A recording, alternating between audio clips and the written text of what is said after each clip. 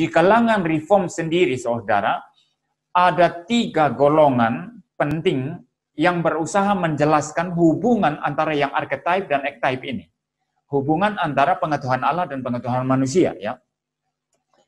Nah, yang pertama itu Gordon Clark. Gordon Clark ini orang reform, ya saudara, orang Presbyterian Amerika yang dulu pernah satu gereja dengan Cornelius Van Til, ya, pernah satu gereja, dan gereja itu gereja yang didirikan oleh John Gresham Machen tadi, ya, waktu keluar dari dari Old Princeton, ya, lalu mendirikan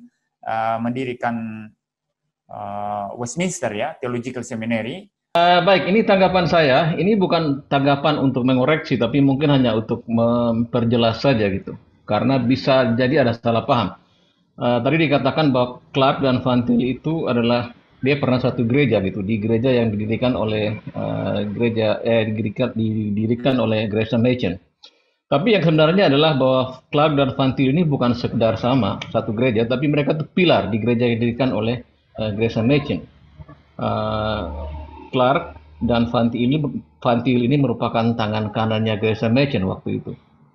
Jadi waktu itu sejumlah jemaat ini keluar dari PCUSA dan membentuk, karena waktu itu gereja tersebut sudah terpengaruh oleh modernisme dan mereka keluar dari sana untuk membentuk denominasi yang baru namanya OPC. Nah, dan Van Til dan Clark ini melayani di Komisi Pendidikan Kristen. Jadi, karena posisi Clark dan Van Til ini sangat penting, jadi orang berpikir bahwa pada saat Machen meninggal saat waktu itu awal-awal didirikannya OPC, orang berpikir bahwa kepemimpinan di gereja itu akan dengan sendirinya ke Clark atau Van Til gitu. Tapi ternyata kemudian Clark keluar dari OPC karena ada kontroversi dengan Van Til.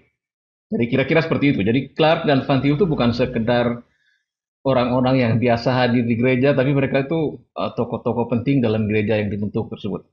Mungkin seperti itu, mungkin tanggapan saya. Mungkin Silmakuru beritahu penonton kita dulu, OPC ini apa? OPC itu sebenarnya Orthodox Presbyterian Church dan sampai saat ini masih ada. Dan salah satu institusi pendidikan yang dibangun oleh gereja ini adalah Westminster Theological Seminary, dan banyak orang Indonesia terutama dari kalangan, bukan banyak tapi ada lah gitu ya, kayak orang dari kalangan Injil itu yang mengikuti pendidikan di Westminster Theological Seminary, dan seminari tersebut memproduksi banyak orang yang memiliki pandangan yang Van Tilian. Jadi termasuk buku-buku yang ditulis pun sangat-sangat Van Tilian. Jadi kalau kita banyak baca bukunya dari Westminster itu kalau tidak bisa dibilang semua, tapi sebagian besar ditulis dari sudut pandang Van Tilian. Itu tambahan. Oke sih. Oke, di yang pertama ini ada komentar mungkin dari Toh Andri. Mungkin saya minta Makuru untuk memperjelas lebih dalam lagi bagaimana sampai pengaruh Van Til itu terlihat lebih kuat daripada pengaruh Gordon untuk di Westminster gitu. Karena tadi Makuru jelaskan bahwa Westminster itu kebanyakan Van Tilian, bukan Gordon gitu. Terima kasih. Ya, karena memang di Westminster itu sebenarnya kalau Clark tidak pernah di Westminster, memang dia mengajar di sekolah yang lain yang disebut Wheaton College.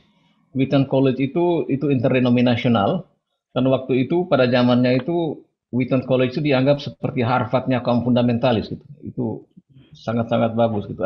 Dari sana dihasilkan banyak pemimpin kaum Injili dari sana. Sedangkan di Westminster sendiri itu Clark yang memang sejak awal dipanggil untuk menjadi dosen di sana, dosen apologetika dan jenis itu di sana. Kenapa Clark tidak terkenal itu masalah lain lagi, mungkin terkait dengan kontroversi, karena setelah itu Clark keluar dari gereja ya. pada waktu itu sebenarnya bisa saja bahwa pandangan boleh saja misalnya di Westminster ada Van Til, tapi kalau di dalam gereja ada Clark, bisa jadikan antara dua pandangan ini bisa saling ada interaksi kan gitu kan. Dan mungkin pandangan Clark pun tidak tidak akan diabaikan begitu saja gitu. Tapi kemudian Clark keluar gereja, jadi keluar dari gereja itu, nanti kita lihat alasannya nanti, dan akhirnya yang menguasai di Westminster itu adalah pandangan Van Tilian gitu. Dan memang Van Tilian sangat dalam tanda petik ya bermusuhan dengan pandangannya Gordon Clark. Dalam tanda petik ini. Ya, tapi yang menarik adalah selama di Wheaton College, Clark itu mempengaruhi mahasiswa-mahasiswa di sana untuk kuliah di Westminster gitu. Jadi banyak orang-orang dari Wheaton College yang akhirnya pindah ke Westminster gitu. Yang saya tidak tahu apakah mungkin itu sebelum ada permusuhan antara dia dengan golongan Van Til atau tidak, tapi itu makanya orang sering, saya baca di biografinya Clark itu orang sering bilang, waduh ini Clark ini gimana gitu, dia mengajar di sini kok dia mendorong orang ke sana. Mungkin karena Calvinistic connection-nya ya, karena Clark Calvinis dan Westminster Calvinis, sedangkan Wheaton College itu adalah interdenominational. Mungkin Clark juga karena itu gitu. Dan Clark juga waktu itu sempat agak